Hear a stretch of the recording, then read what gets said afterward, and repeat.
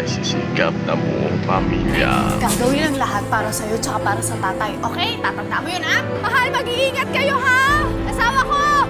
I love you!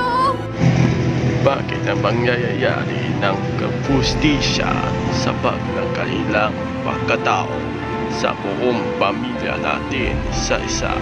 Morning, Papa! Morning. Sisikam pa rin ang matalino.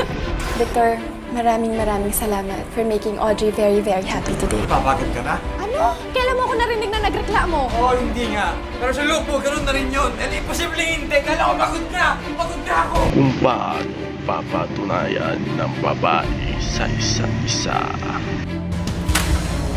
Hindi ko ibibigay ang anal mo tahimik. At ikaw, pag-aari ng iba, inagaw mo.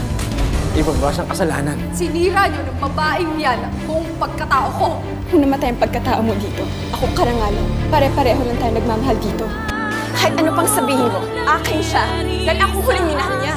Sa mata ng tao at sa mata ng Diyos, ako pa rin ang nauna. Isaksak mo yun sa baga mo. Makilala na makilamdam sa True Wife from January 11, Saturdays and Sundays at 9:30 p.m. and 2 episodes back to back only on BBOC TV.